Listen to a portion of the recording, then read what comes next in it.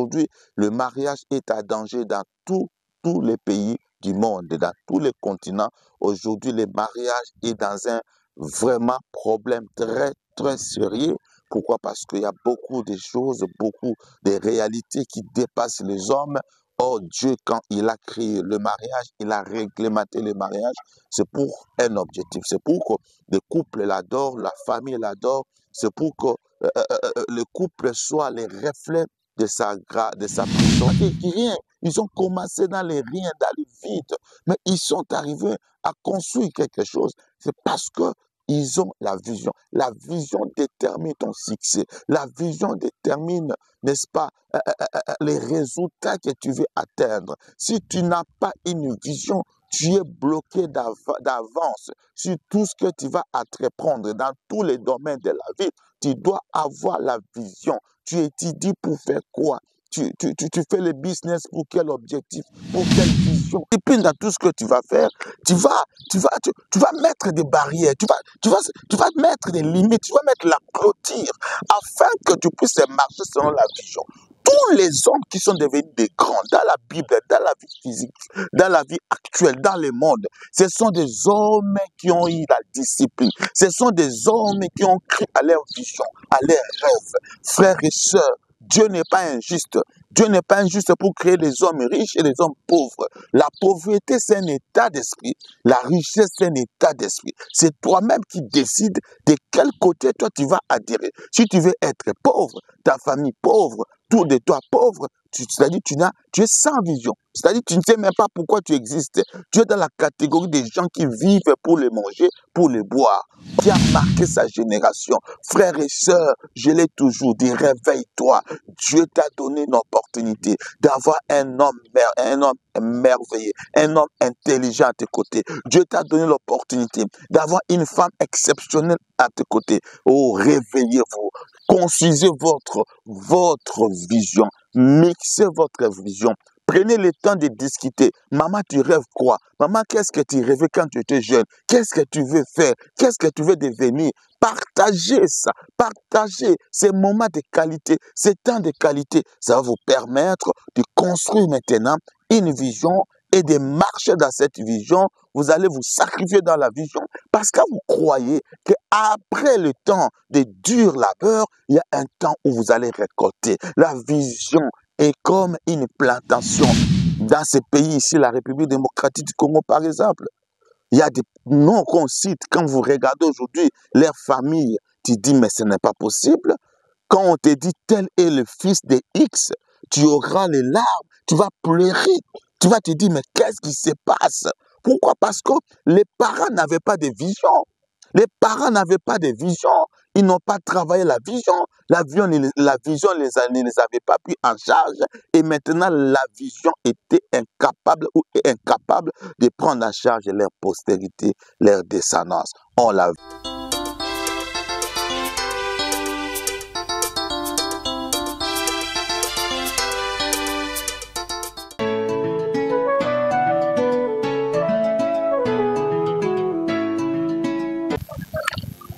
Chers couples, merci de nous recevoir sur vous, de nous recevoir dans vos téléphones, dans vos tablettes. Nous sommes dans la joie de vous revoir parce que nous sommes là pour vous servir. Je ne sais pas là où vous nous suivez, dans quel continent vous nous suivez, mais moi c'est Pasteur Michel Olenga-Kunga, je suis le visionnaire du ministère chrétien mariage et famille. Cette émission que nous appelons Mariage pour la vie vient pour vous exhorter, vient pour vous renforcer, vous démontrer combien vous êtes important, toi et ton partenaire, toi et ton conjoint ou ta conjointe. Parce que nous voulons qu'au travers du mariage, que les hommes et les femmes construisent une vie commune, se préparent à l'enlèvement, servir Dieu, adorer Dieu en couple, en famille. C'est ça l'objectif du ministère chrétien mariage et famille. Nous voulons promouvoir des valeurs intrinsèques. Aujourd'hui, le mariage est à danger dans tous les pays du monde et dans tous les continents. Aujourd'hui, le mariage est dans un vraiment problème très sérieux. Pourquoi? Parce qu'il y a beaucoup de choses, beaucoup de réalités qui dépassent les hommes. Oh Dieu, quand il a créé le mariage, il a réglementé le mariage, c'est pour un objectif. C'est pour que le couple l'adore, la famille l'adore. C'est pour que le couple soit les reflets de sa présence. Voilà pourquoi il a dit, créons l'homme à notre image et à notre ressemblance. C'est pour que cet homme fasse quoi? Pour que cet homme soit béni, domine, assujettisse dans toutes les bénédictions qui accompagne le couple. Là, nous sommes dans Genèse chapitre 1, verset 27 à 28, où tu peux commencer de 26 à 27, 28. Dieu est en train de donner les objectifs, les mandats qu'il a, qu'il responsabilise l'homme. Parce qu'il veut que l'homme lui représente. L'homme soit quelqu'un où, quand on dit l'homme, les couples, soit les couples qui dominent, qui influencent, un couple qui impacte. Parce que quand Dieu est au milieu de vous, quand Dieu vous accompagne, vous allez vivre des bénédictions. Il y a des retombées, n'est-ce pas, de la présence de Dieu dans la vie de ce couple-là. Et toutes les bénédictions que Dieu a étalées dans Genèse chapitre 1, verset 26 à 27, même à 28, sera le vôtre, sera votre récompense sur la terre, parce que Dieu veut que le couple domine, que le couple assujettisse, que le couple, n'est-ce pas, soit un lieu où il y a la vie, il y a la paix, il y a le développement, il y a la croissance, il y a l'impact.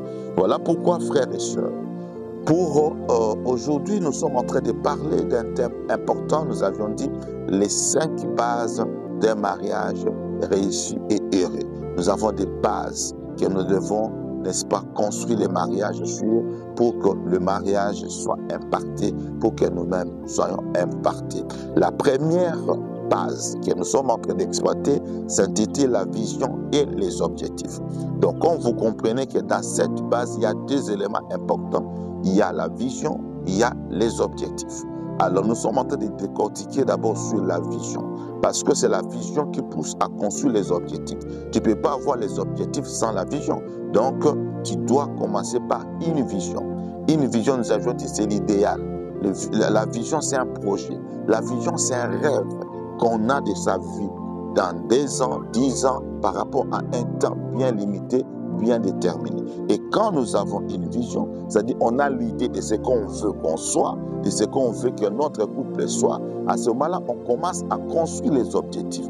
Et quand on construit les objectifs, pour les atteindre maintenant, il y a des disciplines qu'il faut adapter, il y a des principes qu'il faut mettre sur place pour que vous soyez encadrés par votre propre conscience et également aussi la présence de Dieu pour que votre couple impacte. Nous voyons aujourd'hui il y a des couples qui impactent. Nous voyons aujourd'hui il y a des couples qui vous donnent vraiment la joie, qui vous inspirent, qui vous inspirent, qui vous donnent, n'est-ce pas, un devoir pour se dire, mais qu'est-ce qu'ils ont fait pour arriver à tel niveau, pour obtenir telle chose.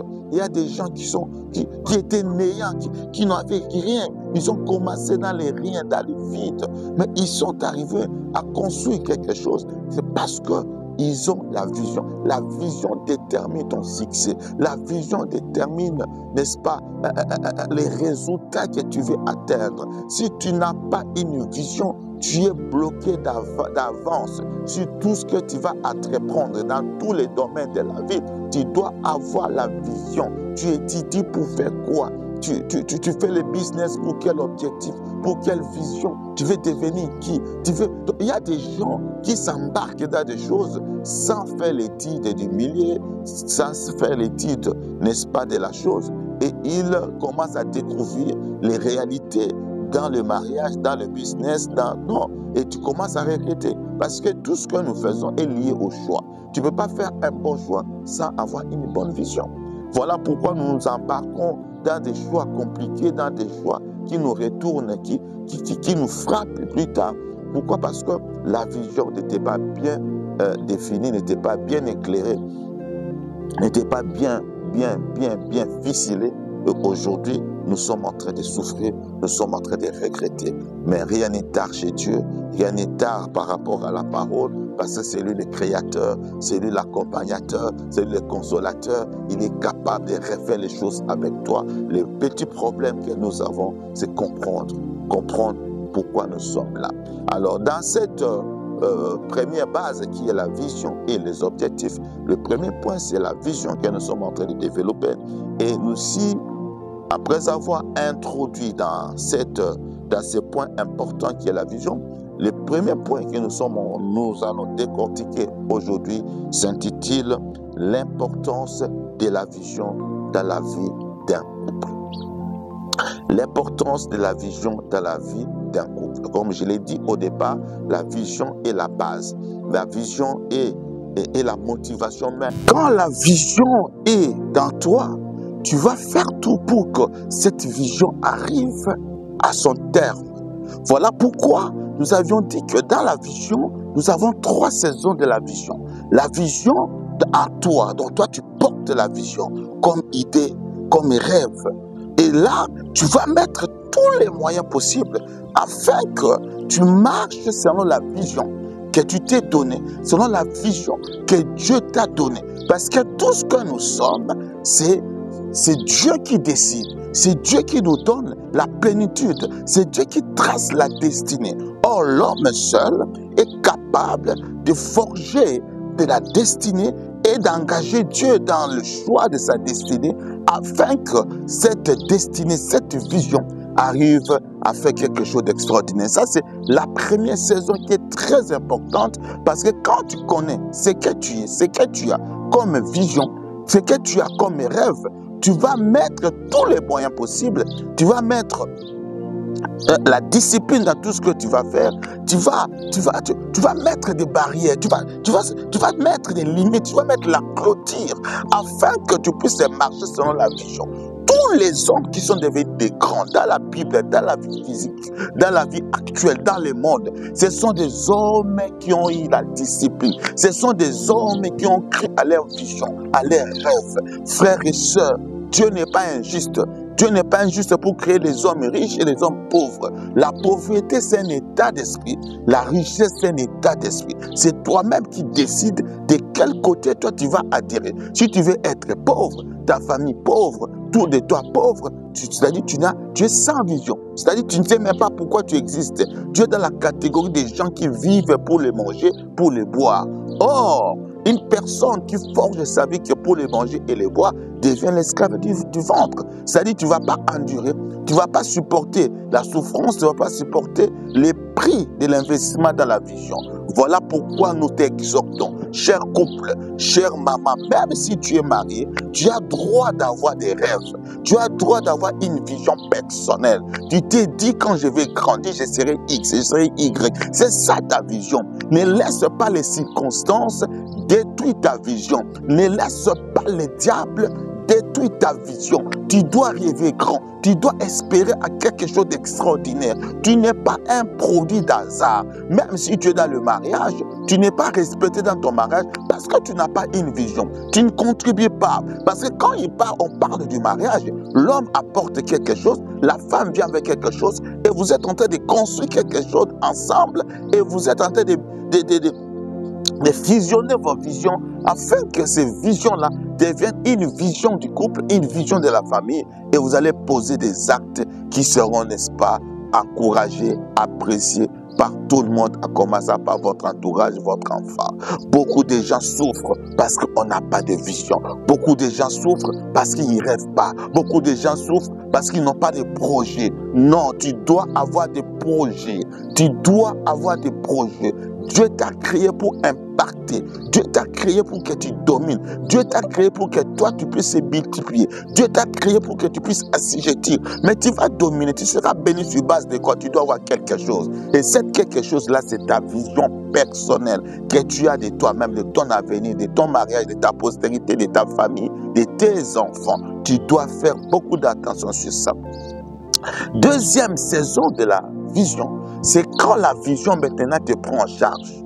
Pour que la vision te prenne en charge, c'est-à-dire que tu dois travailler dur, tu dois travailler avec beaucoup de sacrifices afin que cette vision puisse maintenant te prendre en charge.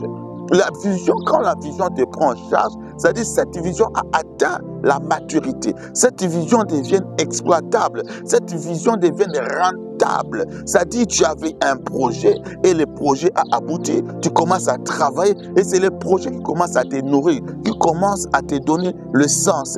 Dieu nous bénit qu'au travers la vision. Dieu nous bénit qu'au travers des projets. Quand tu travailles les projets, tu commences à vivre de ces projets. C'est là où tu deviens un homme qui a réussi dans la vie, une femme qui a réussi dans la vie, un couple qui a réussi dans leur mariage. Nous connaissons beaucoup de couples, je l'ai toujours dit. Comptez les milliardaires, les millionnaires, des hommes et des femmes qui émergent de la société. Ce sont les hommes ordinaires comme toi et moi. Peut-être que tu as grandi dans les conditions plus bonnes que eux. Mais pourquoi aujourd'hui ces hommes et ces femmes on marque leur génération, marque les temps? C'est parce qu'ils ont compris, ils se sont appropriés leur vie, ils se sont appropriés une certaine vision. Ils ont marché, ils ont construit la vision comme on construit une maison. Tu peux pas sortir de nulle part et tu commences à évoluer. Non, ça peut pas marcher. La vision est comme une maison. Tu dois avoir le plan de la maison et tu dois maintenant se sacrifier, serrer la ceinture pour construire la maison. Et quand la maison est finie, c'est à ce moment tu commences à habiter, c'est-à-dire la maison te prend en charge. C'est ça la vie, c'est ça la vie de couple. Vous devez construire quelque chose, construire votre vision et quand la vision atteint, n'est-ce pas, sa maturité, cette vision commence à vous valoriser. Cette vision commence à vous faire rayonner. Cette vision commence à vous donner une place dans la société. Avant même que vous parlez, les actes, vos œuvres vont parler à votre place. Voilà même Jésus a dit, si vous ne croyez pas à mes paroles, si vous ne croyez pas à moi, mais croyez au moins à mes œuvres.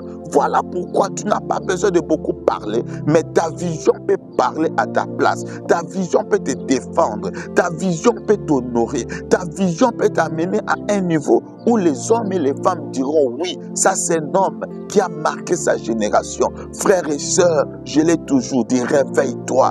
Dieu t'a donné une opportunité d'avoir un homme merveilleux, un homme intelligent à tes côtés. Dieu t'a donné l'opportunité d'avoir une femme exceptionnelle à tes côtés. Oh, réveillez-vous, construisez votre vision, mixez votre vision. Prenez le temps de discuter. Maman, tu rêves quoi? Maman, qu'est-ce que tu rêvais quand tu étais jeune? Qu'est-ce que tu veux faire? Qu'est-ce que tu veux devenir? Partagez ça. Partagez ces moments de qualité, ces temps de qualité. Ça va vous permettre de construire maintenant une vision et de marcher dans cette vision. Vous allez vous sacrifier dans la vision parce que vous croyez qu'après le temps de dur labeur, il y a un temps où vous allez récolter. La vision est comme une plantation. La vision est comme un champ de maïs. Tu dois commencer par croire. Tu dois travailler. Tu dois te dire, c'est la saison qui vient, je vais cultiver mon champ de maïs, mon champ de riz, mon champ de haricots. Et tu crois à ça. Et quand la saison vient, tu achètes les terrains, tu commences à travailler. Ça ne sera pas facile.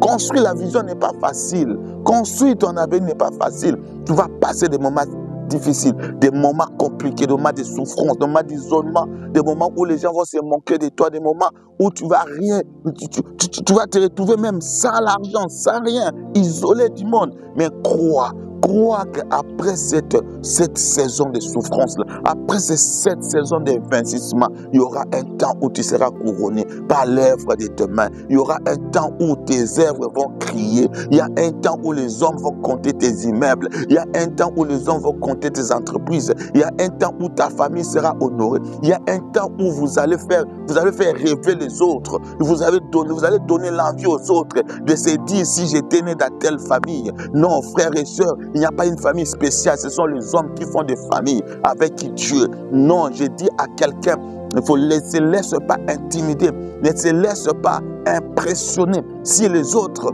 ont impressionné, tu vas encore plus impressionner. Parce que quand la vision te porte, ça dit que tu viens à un moment où les hommes vont t'honorer. Regardez Jésus-Christ. Quand il avait une vision. Et qu'est-ce qu'il a commencé? Cette vision, c'était la croix. Et donc, Jésus, pour devenir le maître absolu, pour que son nom soit élevé au-dessus de tous les noms, pour qu'il puisse avoir la couronne de gloire, avant que le Père l'élève au-dessus de tout. La Bible déclare que Jésus a porté sa croix, qui était la vision de sa gloire. Il a porté lui-même sa croix. Et jusqu'au Golgotha, quand il est arrivé à Golgotha, c'était le point culminant, c'était le point de l'élévation. Et là, à Golgotha, ce n'est plus Jésus qui portait la croix, mais c'est la croix qui portait Jésus. Et après avoir été porté par la croix, non, cet homme avait changé la dimension. Cet homme était devenu, non, n'est-ce pas, la divinité la plus grande, la plus élevée sur toutes les divinités. La Bible dit que Dieu l'a souverainement élevé au-dessus de tous les noms, au ciel, sur la terre et sous la terre. Maman, papa, porte ta vision. Laisse la vision maintenant te porter. Ne regarde pas ce que tu subis aujourd'hui. Ne regarde pas ce que tu investis. La vision, c'est un investissement. Investis dans la vision de ta famille, de ton mariage. Demain, vous allez créer quelque chose d'extraordinaire. Demain, tu seras cité parmi les grands dans ce monde. Demain, tu seras un expert dans ton domaine.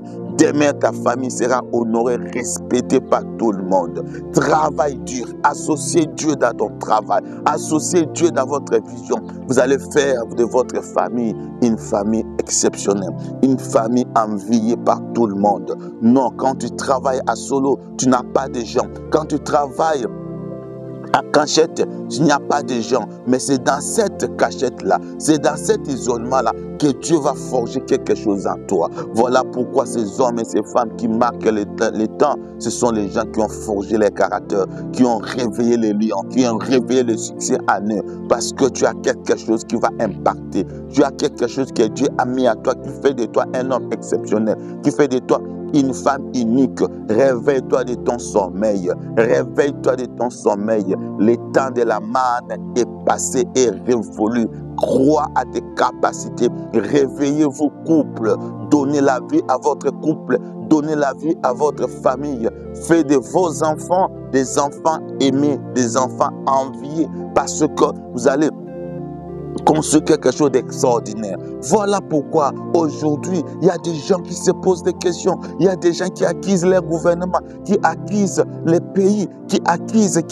Et non, tu vas continuer à accuser. Pourquoi? Parce que la Bible dit, maudit soit celui qui se croit à l'homme. Le gouvernement ne te donnera pas la vie. Le gouvernement ne te donnera pas la vie. C'est Dieu qui va te donner la vie avec toi-même. Quand tu travailles en association avec Dieu, quand ton couple devient partenaire de Dieu, Dieu va faire de vous un couple riche dans un pays pauvre. Dieu va faire de vous un couple riche dans une province pauvre. Dieu va faire de vous une famille exceptionnelle dans un quartier pauvre. Parce que vous serez, vous serez du sel. Vous allez impacter avec la saveur. Vous serez la lumière qui va impacter avec l'éclairage. Voilà pourquoi prends conscience de ta responsabilité. Il est temps de vous réveiller. C'est à nous de construire nos pays. C'est à nous de construire nos pays. C'est à nous de construire nos nations. Frères et sœurs, car chacun donne le meilleur de vous. Commençons par réussir dans le couple. Tu vas réussir dans tout ce que tu vas faire. Comment tu échoues dans ton couple? Tu échoues dans ce que tu fais dans ta propre famille. Même soyons sérieux. Quelqu'un qui échoue dans sa propre famille, non, il ne peut pas réussir dans la société. C'est impossible. C'est impossible. Voilà pourquoi même la Bible dit, celui qui aspire à devenir un leader doit commencer par réussir dans sa propre famille. Tu es d'abord le premier leader de ta femme, de ton mari, de tes enfants. On doit croire à ton leadership, mais tu n'as rien comme leadership. Comment tu veux impacter? Comment tu veux gérer? Comment tu veux être leader? Non. Voilà pourquoi des gens qui s'autoproclament leaders, qui font du n'importe quoi, regardez d'abord les familles. Je vous ai donné l'exemple du roi David, l'exemple du roi Salomon. Regardez ces grandes personnalités. Ils ont échoué lamentablement dans leur vie de couple parce qu'ils n'avaient pas de vision. Ils n'avaient pas de vision pour leur famille. Ils n'avaient pas de vision pour leur postérité. Voilà après pendant qu'ils étaient en vie, il n'y avait que des chaos tout autour de leur famille. Troisième saison, qui est très importante, c'est quand la vision supporte ta postérité. Quand la vision supporte ta postérité. Il y a des familles aujourd'hui, quand papa était là, maman était là, les enfants étaient heureux, les enfants étaient bien, les enfants étaient stables. Mais une fois que les parents sont partis ou les parents sont fatigués, la famille est détruite, la famille est mise à mal, en difficulté. Pourquoi? Parce qu'il n'y avait pas une vision solide qui pouvait, n'est-ce pas, supporter la postérité, supporter la descendance. Aujourd'hui, on peut citer certains noms de personnalités.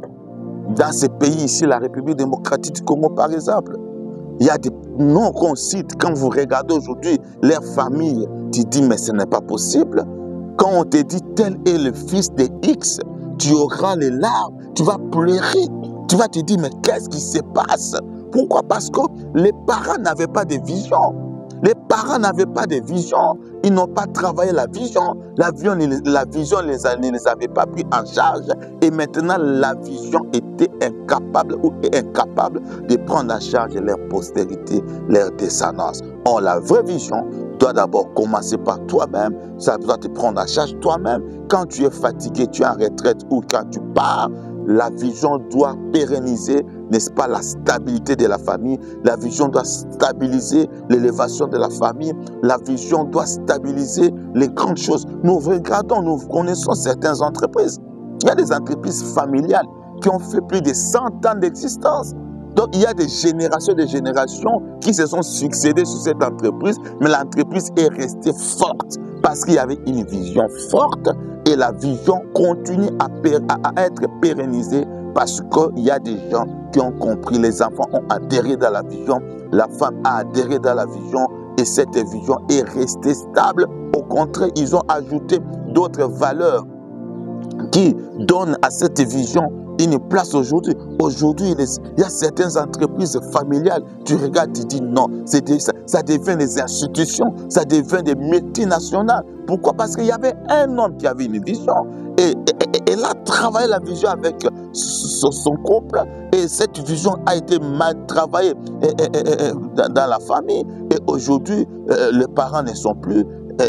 200 ans après, 150 ans après, 50 ans après, l'entreprise, la vision est en train de prendre l'envol, est en train de se stabiliser. C'est parce que la vision, la saison où la vision prend à charge ta postérité, c'est une saison cruciale, une saison importante. Chers couples, nous devons construire des visions qui doivent rester jusqu'à la fin du temps, jusqu'à la destruction de la terre. On doit faire rester, on doit introduire nos familles, nos enfants dans une vision, n'est-ce pas, éternelle, une vision qui mettra tout le monde d'accord, une vision, qui poussera la postérité à vous honorer, la postérité à dire oui, on avait un parent, on avait un grand-parent, on avait.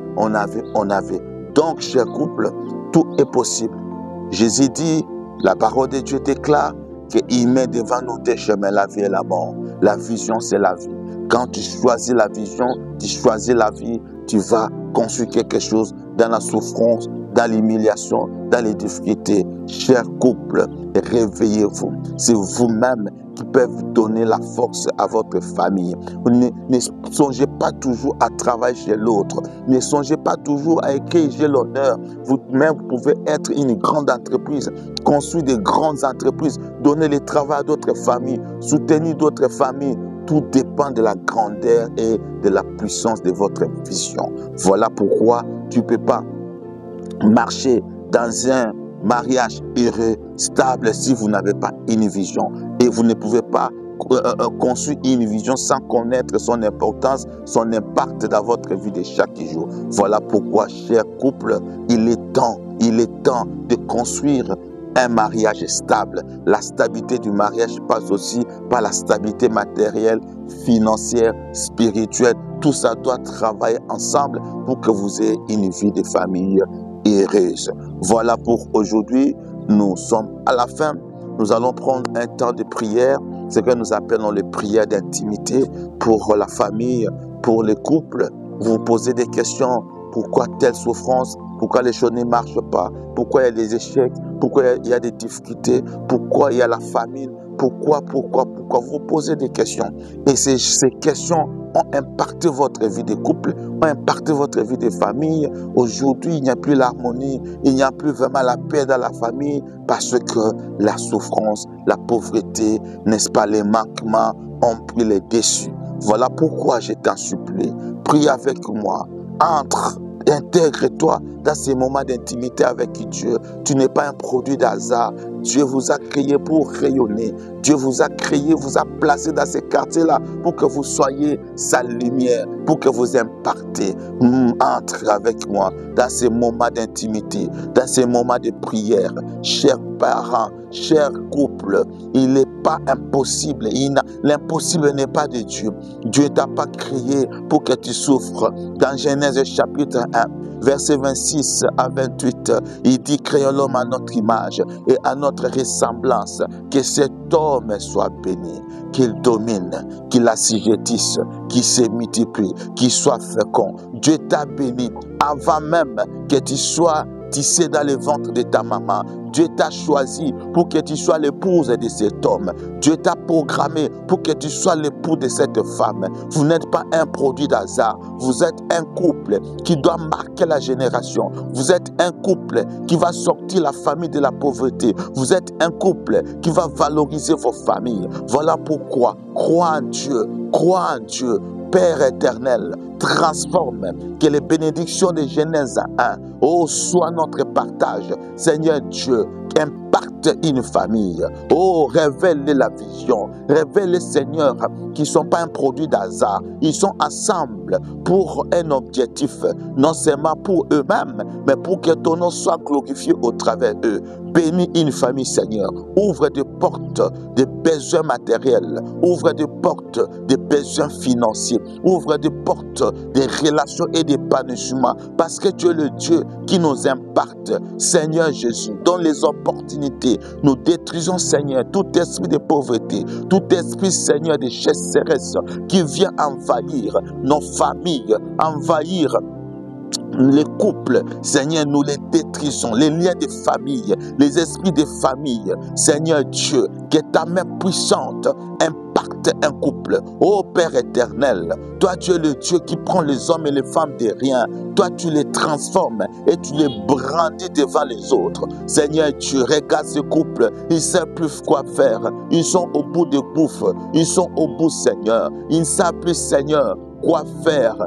Père éternel, restaure ce couple, restaure le travail, restaure la santé, restaure le matériel, restaure les opportunités, restaure, Seigneur, car ce n'est pas par hasard que ce couple est ensemble. Seigneur Jésus, impacte-le au Père, manifeste ton amour, ouvre toutes les bénédictions, ouvre les vents du ciel, que la bénédiction abondante soit, Seigneur, constatée dans cette famille. Père éternel, ouvre tous les chemins, toutes les portes qui étaient fermées, impacte les cœurs de ces hommes et des femmes qui sont avec eux. Merci, Seigneur, d'avoir visité une famille. Merci, Seigneur, d'avoir donné un nouveau souffle à cette famille. Merci, Seigneur, de donner une opportunité à cette famille, car rien n'est impossible à toi, Père éternel. Que ton nom soit glorifié, que ta puissance se manifeste. Père éternel, sois le protecteur absolu de ce couple, Seigneur. Restaure-les, donne-les, Seigneur. Père éternel, je vois le diable a détruit la vie, le couple, la famille de Job. Mais Seigneur, quand tu avais décidé que c'était la fin, tu avais restauré Job. Restaure cette famille. Siffle la fin, Seigneur, de cette humiliation, de cette souffrance, de cette galerie, de cette chasseresse qui prend, Seigneur, en cours, qui détruisent les relations dans ces couples. Père éternel, que ta main puissante soit sur eux, Seigneur. Que ton nom soit élevé, Seigneur Jésus, dans ces couples. Père, nous t'avons ainsi dit merci au nom de Jésus-Christ. Amen. Voilà, chers couples, que mon Dieu vous bénisse. Le rendez-vous est pris pour la prochaine fois. Au revoir.